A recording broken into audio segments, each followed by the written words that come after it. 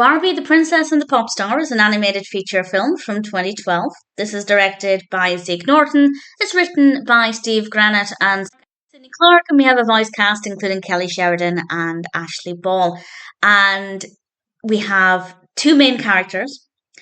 We have Tori, and we also have Keira, both of whom are the Barbie characters. And one is a princess, one is a pop star, as the title suggests. And they trade places and get to experience life in each other's shoes. Wikipedia says that it's based on Mark Twain's The Prince and the Pauper, which was my initial thought. But then we have to remember one is a famous pop star and one is a princess. So we're not really going down the pauper avenue. But the whole swapping, living each other's lives, obviously that bit is in line with The Prince and the Pauper, and they get to learn about obstacles that they both have to face and also realise that their own lives might not be that bad. With regards to the specifics of the narrative, I didn't personally think it was the most fascinating, but I liked the characters, so I still enjoyed following their journeys. I thought the characters were well enough written. I thought their personalities was interesting enough.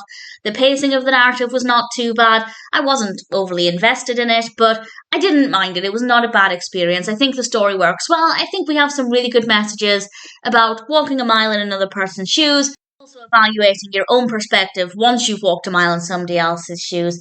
Visually, it's quite nice. The animation quality is not too bad. The colour palette is quite nice. And in general, there's not really anything wrong with it. I think the characters are interesting enough. I think they handled the narrative well. The pacing is not too bad. And while I wasn't necessarily emotionally invested in the journey, as I said, there wasn't anything about the narrative that I don't think worked well. It just, for me, wasn't the most interesting.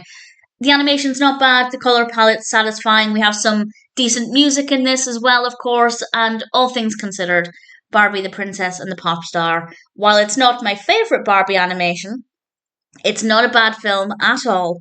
And if you're a Barbie fan, or if you like the concept of people swapping lives, then I'd say it might be one that's worth checking out.